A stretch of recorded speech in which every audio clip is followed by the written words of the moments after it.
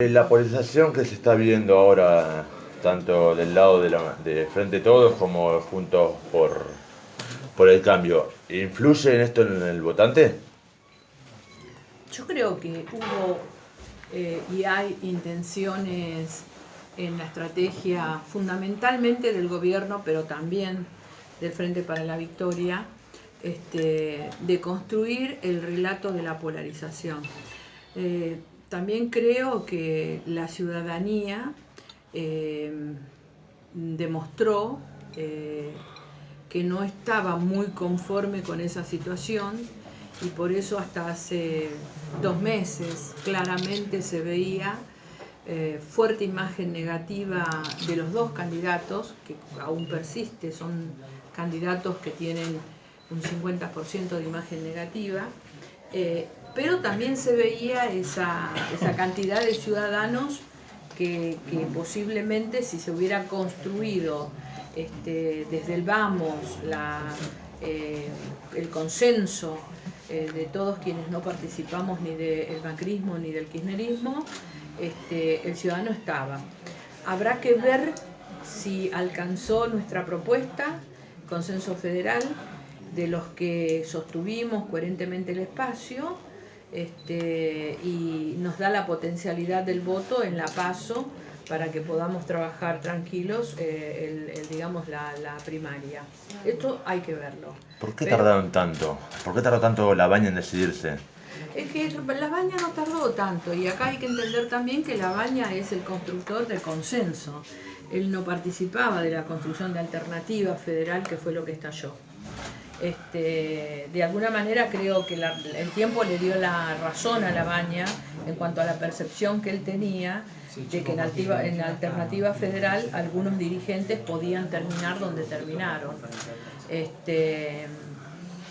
Lo que creo que hay que rescatar es la actitud de Urtubey, que teniendo incluso hasta la oferta de acompañar la vicepresidencia de Macri, decidió seguir coherentemente en lo que nosotros denominamos la avenida que no contiene a la polarización y a la discusión esta constante de la cuestión de política y de poder, que lo que decimos es lo único que hace es justificar políticas que van en perjuicio de la gente.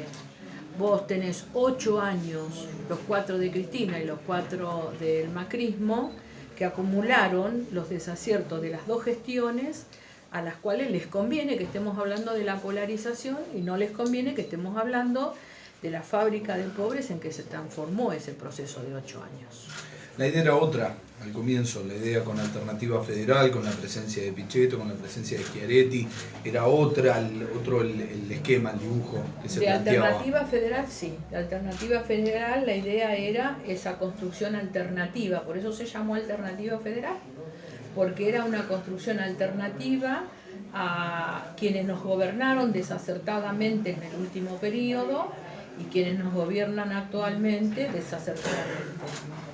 Y efectivamente los interactuantes de ese espacio político estaba en cabeza y en responsabilidad de los dirigentes Schiaretti, Pichetto, Massa y Urtubey. En el mientras tanto surge el consenso 2019, que era lo que estaba construyendo con el gobernador de Santa Fe y con algunos otros partidos políticos, el GEN, incluso representantes del radicalismo que estaban en conversaciones. Y que de alguna manera nosotros contenemos en mucha militancia radical en algunos distritos. Graciela, ¿cómo toma estas elecciones? Estamos a 11 días de las PASO. Recién le consultamos a algunos de los otros precandidatos a intendentes de su propio partido si manejaban algún tipo de encuesta, de datos, de números. ¿Ustedes allí en provincia manejan algún tipo de datos? Sí, nosotros manejamos datos, por supuesto, para poder construir la estrategia. Siempre hay un análisis sociológico de lo que está pensando el votante. Ahora, nosotros no creemos que la encuesta sea la herramienta con la cual vos tenés que hacer la campaña, porque si no, de lo que hablás es de un preconcepto que está ajeno al proceso electoral. Estás hablando de resultados cuando la gente todavía no votó.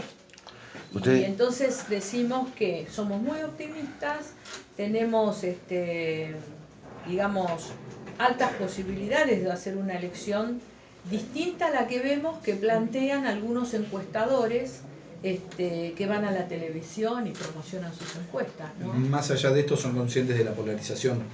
Más allá de esto, somos conscientes que el relato de la polarización cobró el espacio público. Para corroborar si esto está expresado en la voluntad de los ciudadanos, necesitamos esperar el proceso electoral.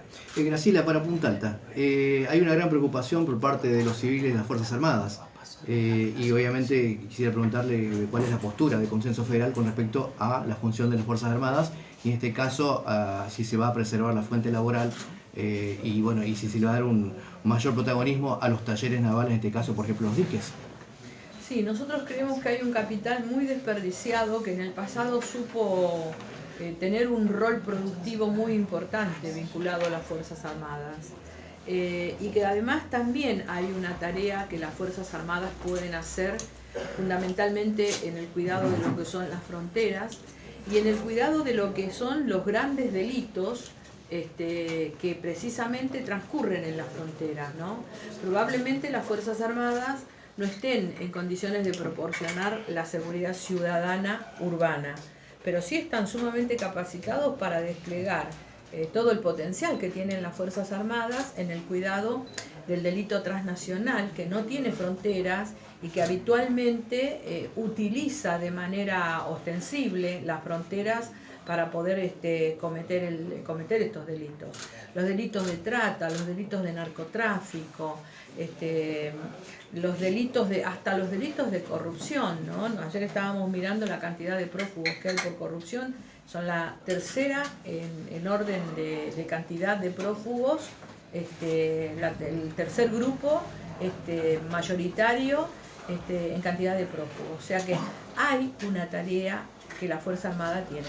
No existe un país, y más un país con la extensión que tiene el nuestro, que se pueda dar el lujo de seguir estigmatizando las Fuerzas Armadas o de seguir teniéndolas de manera vegetal,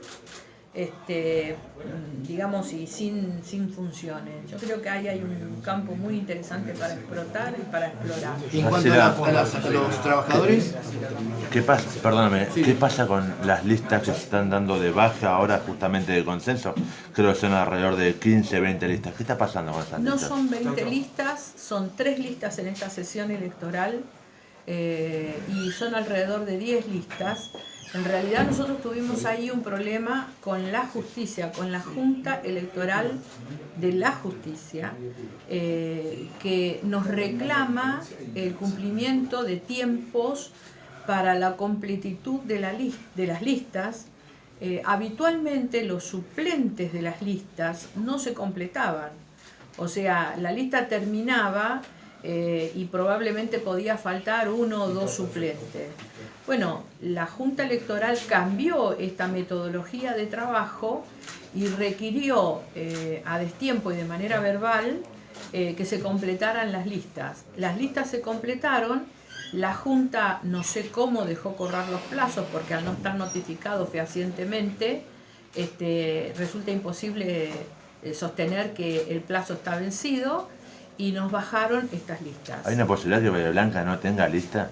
Nosotros lo que estamos haciendo ahora es un recurso administrativo porque nos interesa muchísimo que compita la lista, no solamente de Bahía Blanca, las 3 listas que fueron, digamos, bajadas por la justicia. La verdad es que esto es inédito, ¿no? Esta decisión de la justicia es inédita y esto es lo que yo pongo sobre el relieve, de la justicia electoral. ¿Usted cree que esto es parte de un juego macabro del oficialismo sobre el bajar estas listas? No lo sé. Sería temerario que yo acuse a alguien de algo que no sé. Yo soy abogada, yo no puedo decir semejante cosa. Bueno.